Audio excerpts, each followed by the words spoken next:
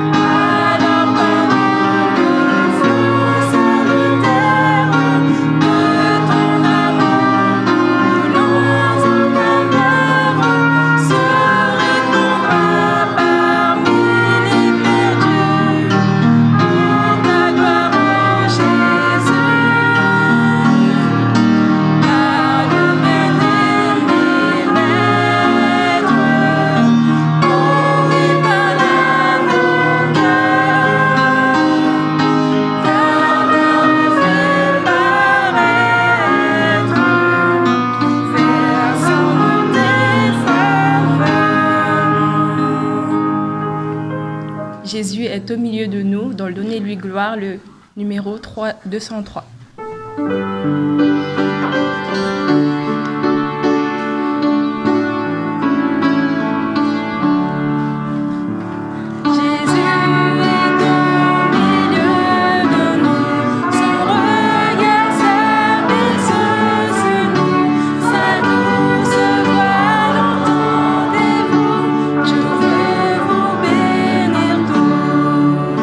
Je veux vous bénir tous.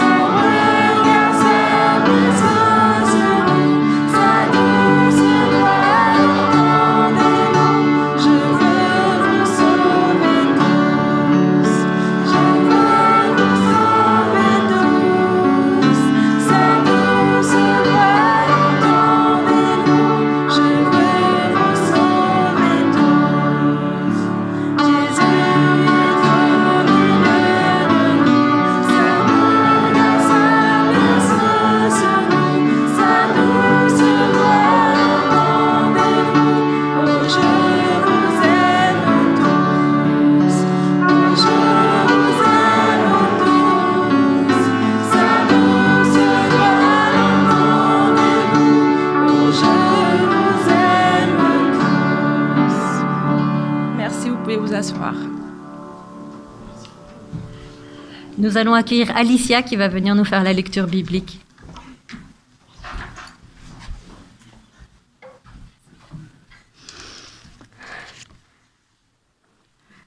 Genèse 3, versets 9 à 10.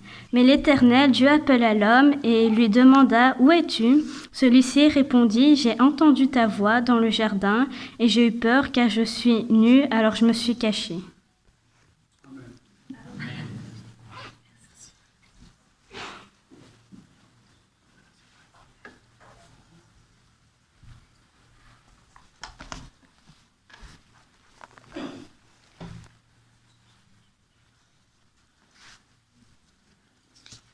Alors, je ne sais pas si vous avez déjà rêvé que vous étiez nu. Alors, honnêtement, pour moi, je ne sais pas vous dire parce que je m'en souviens pas. Une fois que je me couche, je ferme les yeux et il ne se passe plus rien jusqu'au lendemain matin quand j'ouvre les yeux. Et je ne sais pas dire ce qui s'est passé entre-temps. C'est même des fois Isabelle qui doit me réveiller s'il se passe quelque chose à la maison pour aller voir parce que moi, c'est impossible de vous dire qu'il y a eu quelque chose. Mais il paraît que quand on rêve qu'on est nu, il y a une symbolique derrière. La mise à nu, c'est une absence de protection. Ça évoque aussi des traumatismes ou une mise en danger. D'ailleurs, dans certains pays, c'est quelque chose qu'on a très bien compris parce qu'il y a des endroits où, quand on pratique la torture, la personne qu'on veut torturer, elle est dénudée. Il paraît que c'est quelque chose qui est psychologiquement très fort sur cette personne pour avoir de l'emprise en plus. Ça la rendra plus faible et vulnérable. La nudité, elle a clairement un impact sur les personnes qui se trouvent dans cette situation. Et dans la Bible aussi, on nous parle d'endroits où il y a la nudité qui est exprimée. La première fois, c'est dans un moment assez rapide, quand on commence à lire le texte biblique. C'est dans Genèse 3 que Alicia nous a lu. Adam et Ève se rendent compte qu'ils sont nus après avoir péché.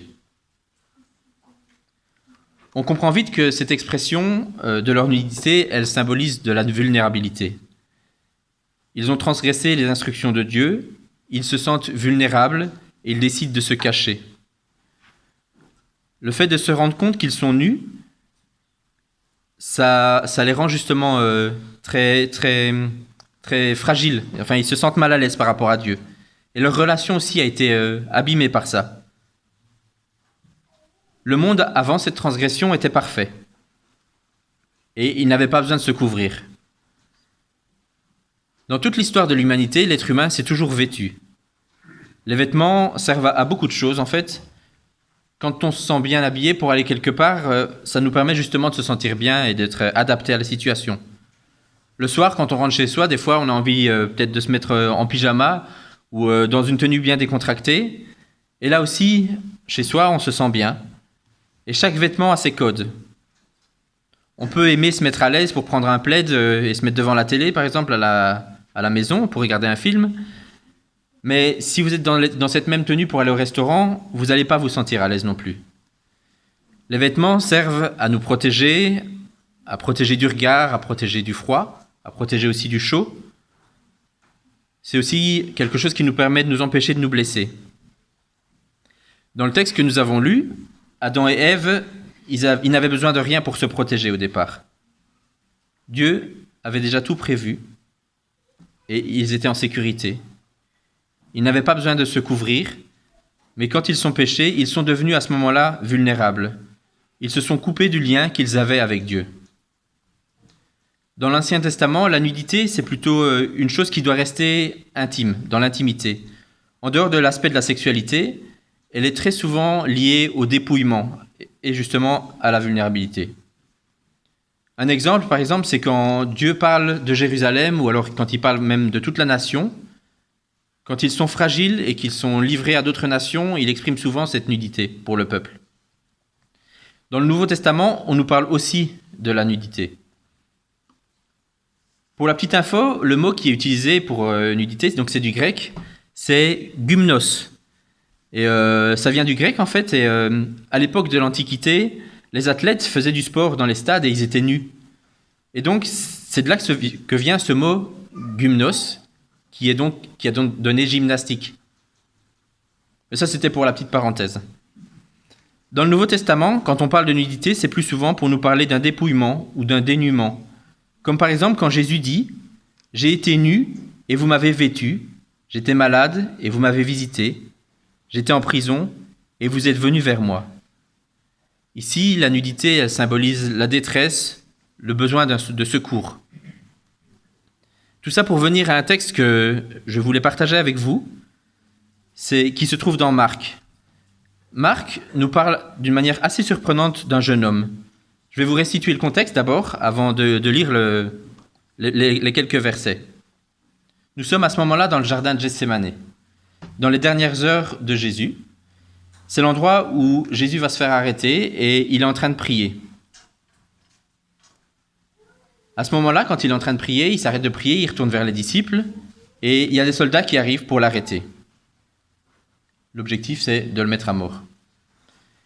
Les choses, elles se passent de manière assez mouvementée dans Marc, car un des disciples sort une épée, c'est Pierre, il l'utilise et dans son mouvement, il coupe l'oreille de l'esclave du grand prêtre.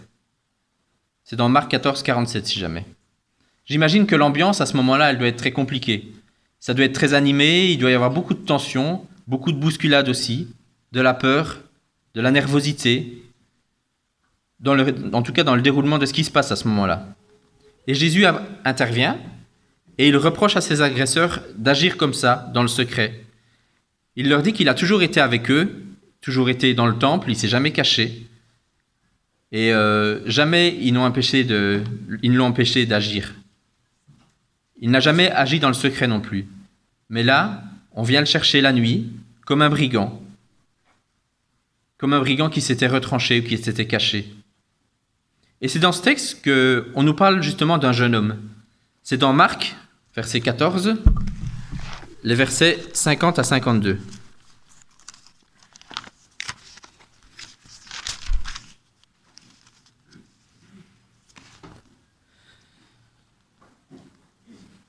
Donc là, Jésus se fait arrêter.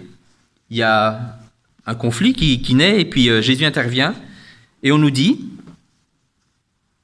donc Marc 14, 50 à 52, « Alors tous l'abandonnèrent et prirent la fuite. Un jeune homme le suivait, vêtu seulement d'un drap. On l'arrête, mais lui lâcha le drap et s'enfuit tout nu. » Alors quand on lit l'histoire de ce jeune homme, on peut se demander, mais qu'est-ce qu'il vient faire là ? Ce bonhomme qui s'enfuit tout nu. D'un côté, on a l'histoire des disciples, des 12 disciples, qui ne savent pas, mais il ne fait pas partie de ces 12 disciples, et eux, ils se sauvent tous. Et on a l'histoire de ce jeune homme, on dit juste que c'est un jeune homme, qui n'a rien sur lui sauf un drap. C'est curieux comme information. Et ce pauvre jeune homme, il part en laissant son drap nu. Alors si Marc nous prend le temps de nous raconter ça, c'est qu'il doit avoir un but. Marc, c'est le plus petit des évangiles. Et si il ajoute des informations, c'est qu'il a une certaine raison de le faire. Parce que comme il a été très concis, s'il y a ce récit qui est là, c'est qu'il y a vraiment quelque chose derrière. Alors, à quoi est-ce que ça sert de nous dire cette information ? Que représente ce jeune homme ? Qui est-il ? Et pourquoi est-ce que lui, il est resté quand tous les autres disciples se sont sauvés ? Il est parti un peu plus tard, mais il était resté dans un premier temps. Pourquoi est-ce qu'il est vêtu aussi d'un simple drap ? Que cherche à nous dire Marc ? Alors, on a beaucoup de questions qui peuvent venir sur ces 3 lignes que j'ai lues ici. Une première chose, en tout cas, qu'on peut souligner, c'est justement, comme je vous le disais, il est resté. Lui, il est resté, contrairement aux 12. Quand on regarde le texte, pourtant, on a les 12 qui sont restés toujours unis, tout le long du contexte qui précède, en fait. Il y a une succession de versets qui nous le montrent. Quand vous regardez donc dans le chapitre 14, le verset 23, pendant la scène, on nous dit « ils burent tous ». Juste après, quand il annonce qu'ils vont, quand Jésus annonce qu'ils vont fuir, on a Pierre qui intervient et qui dit « Non, moi je ne vais pas fuir ». Et au verset 27, ils disent tous « Non, on ne va pas fuir ».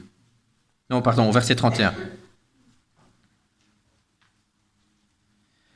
Jésus leur annonce aussi qu'ils vont tous avoir une occasion de chute. Encore une fois, tout le groupe, les 12.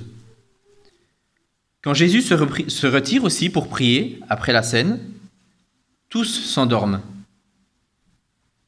Et au final, quand les soldats arrêtent Jésus, tous l'abandonnèrent. Nous avons une succession de répétitions tout le long de ce récit qui montre que les 12 disciples formaient vraiment un corps. Et nous arrivons donc aux 2 versets que j'ai lus. Un jeune homme le suivait, vêtu seulement d'un drap. On l'arrête, mais il lâcha le drap et s'enfuit tout nu. Alors qui est ce jeune homme, si ce n'est pas parmi les 12? Alors je n'ai pas toutes les réponses, mais j'ai quelques pistes qui peuvent nous apporter une réflexion là-dessus. Je peux déjà vous dire qu'il est, en tout cas, qui il est, mais en tout cas plus la personne qu'il représente. Ce jeune homme, en fait, il fait partie des personnes qui suivent Jésus, mais il ne fait pas partie du groupe des 12 que nous avons vus. Et dans tout le récit biblique, il y a une personne qui est constamment là, en train de suivre ce qui se passe. La personne qui est là, c'est quelqu'un qui est toujours en train d'observer le déroulement et qui regarde justement les choses. Cette personne, en fait, qui est toujours là, c'est le lecteur. C'est nous. Le texte est fait pour que ce personnage soit anonyme et qu'ainsi, nous puissions nous identifier à lui. Le jeune homme, c'est moi, c'est vous quand vous lisez le texte, quand vous suivez les enseignements du Seigneur. Alors, ce jeune homme n'a pas de nom parce qu'il représente justement, parce qu'il vous représente justement en train de suivre le Seigneur, et montre aussi que ce n'est pas parce que vous suivez le Christ que malgré tout, vous pouvez aussi vous retrouver sans défense, que vous ne pouvez pas vous retrouver tout nu face à l'épreuve, face aux difficultés, et finalement en fuite aussi devant le Seigneur. Maintenant, avec cette information, je vais vous inviter à continuer à parcourir le texte. Et la suite, elle est aussi intéressante. Car dans la suite du récit, on va au chapitre suivant. Jésus lui-même, il va se retrouver dans une situation qui est similaire. C'est dans Marc 15, verset 24, où on nous dit...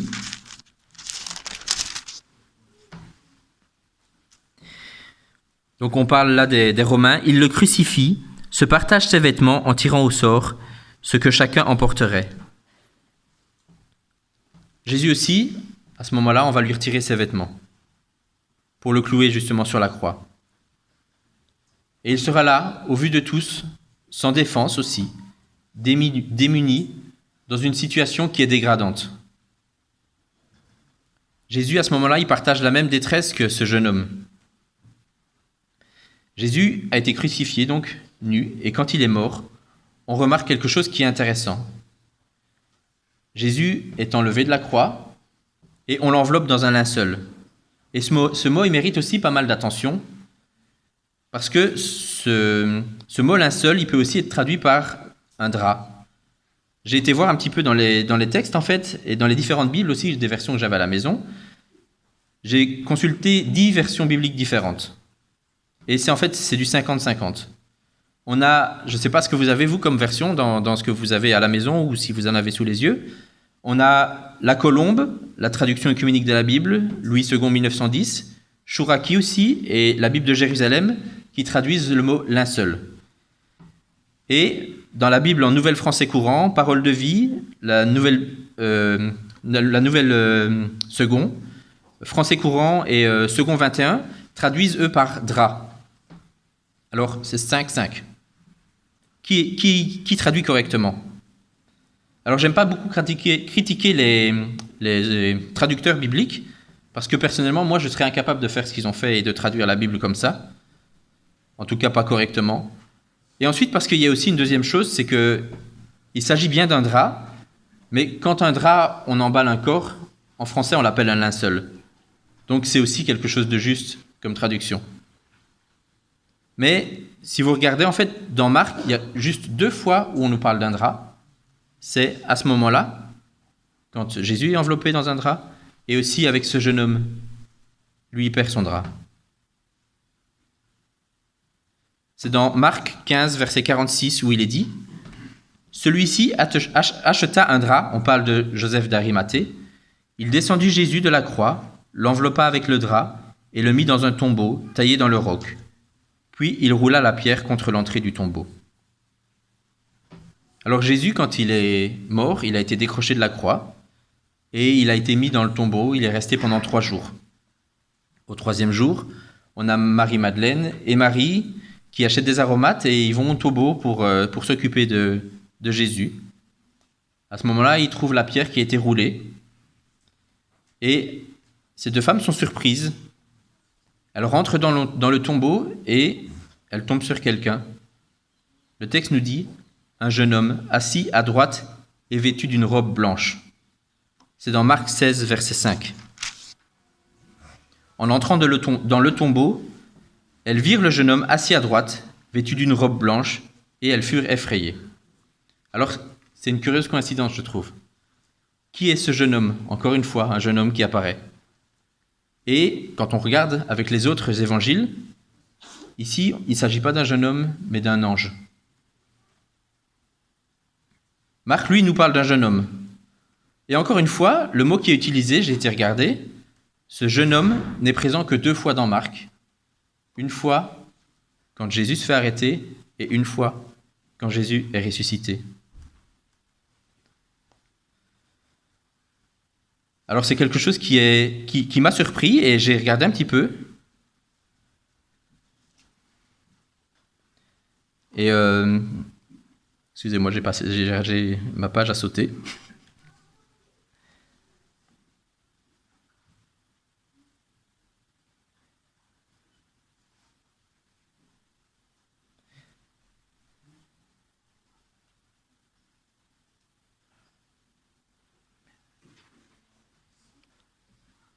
C'est pas toujours idéal, l'informatique.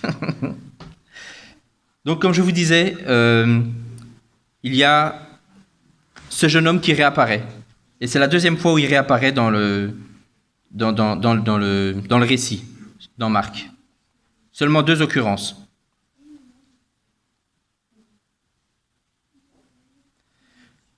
Nous sommes partis d'un jeune homme qui était vêtu, qui a perdu le drap et qui s'est retrouvé nu, à quelqu'un qui est aussi un jeune homme et qui est vêtu d'un drap, mais ici d'une robe blanche, qui n'est pas vêtu d'un drap mais d'une robe blanche.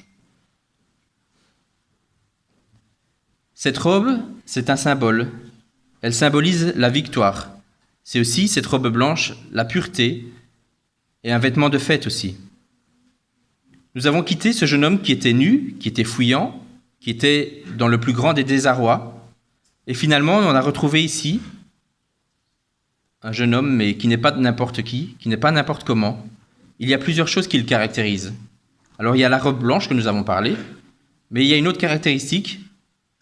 Il se trouve à droite de la place d'honneur. C'est la place que tient le Christ à côté de Dieu. Et le jeune homme se trouve lui aussi à droite. Place, évidemment, d'honneur, place d'importance. Il y a encore une autre caractéristique qui touche ce jeune homme, c'est ce qu'il dit et le cadre dans lequel il se trouve. Il est dans le tombeau qui a été ouvert. Christ est ressuscité et il annonce la résurrection de Jésus.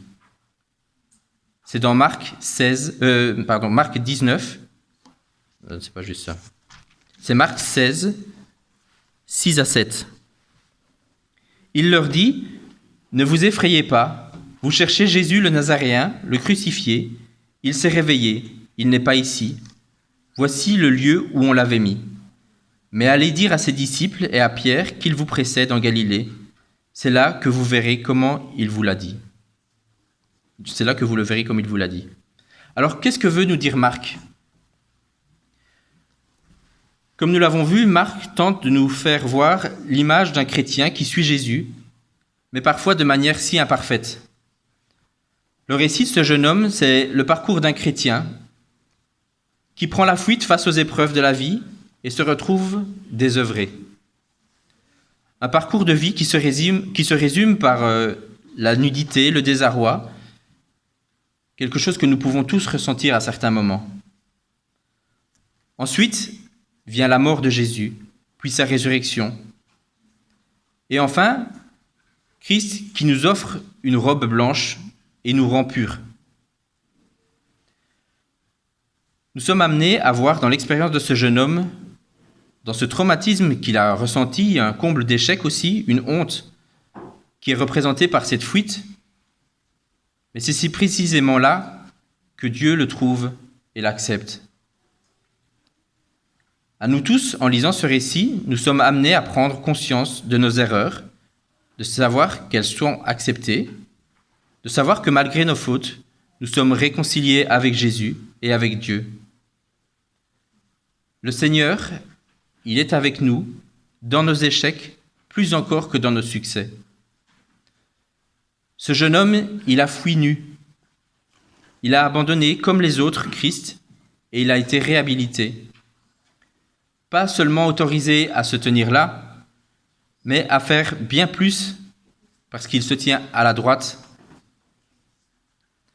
C'est lui aussi qui annonce la victoire de Christ sur la mort. Et parfois, dans nos églises, on peut avoir commis des fautes et on pourrait être disqualifié pour être un acteur pour avoir fait quelque chose de mauvais. Et pourtant, ici, Dieu, il rend cette personne active. Il lui met une robe blanche et nous dit « Vas-y, je fais de toi mon bras droit. » Dès le début de l'histoire de l'humanité, à l'image d'Adam et Ève qui se retrouvent nus dans le jardin, l'homme et la femme se sont sentis en insécurité par des choix qu'ils ont faits, par un choix de vie différente que le choix promis par Dieu.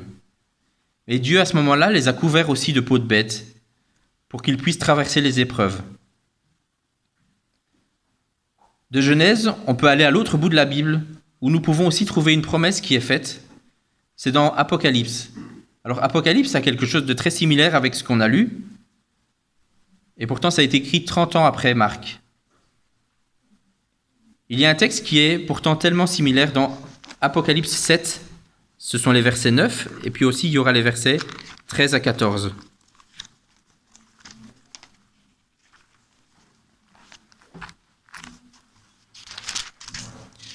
Apocalypse 7, 9. Après cela, je vis une grande foule que personne ne pouvait compter, de toute nation, de toute tribu, de tout peuple et de toute langue. Ils se tenaient devant le trône et devant l'agneau, vêtus de robes blanches et des branches de palmier à la main. Et les versets 13 à 14. Alors l'un des anciens me demanda, « Ceux qui sont vêtus de robes blanches, qui sont-ils? D'où sont-ils venus ?» Je lui répondis, « Mon Seigneur, c'est toi qui le sais. » Et il me dit, « Ce sont ceux qui viennent de la grande détresse. Ils ont lavé leurs robes, et ils les ont blanchies dans le sang de l'agneau. » Il est important pour chacun d'entre nous de pouvoir garder et d'avoir conscience de notre pauvreté, de notre nudité. Mais au Dieu du jeune homme nu, il y a une chose qu'il faut se dire. Si tu cesses de croire à ta valeur, tu as de la valeur aux yeux de Dieu, une immense valeur. Amen.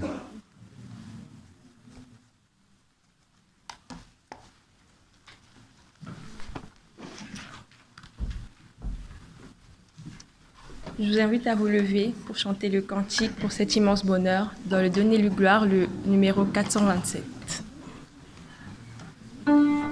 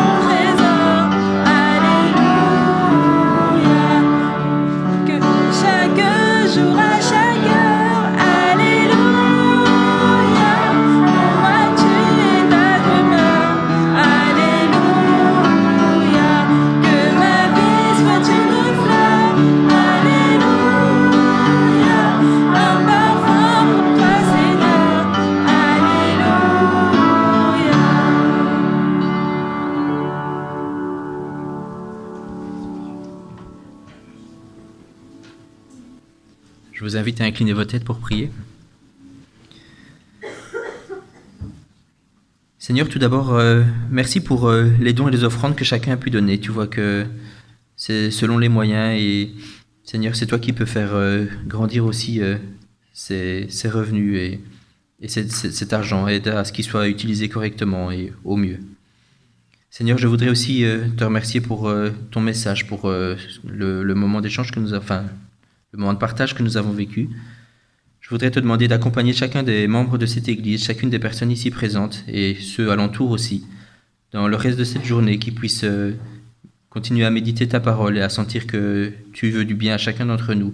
Tu veux nous réhabiliter, nous mettre à ta droite, Seigneur. Et je te remercie pour cette promesse que tu nous fais et cette grande chance que nous avons de pouvoir t'avoir à nos côtés.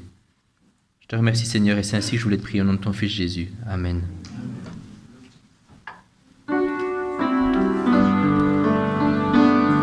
Nous allons clôturer ce moment avec le cantique « Que la paix de Dieu ».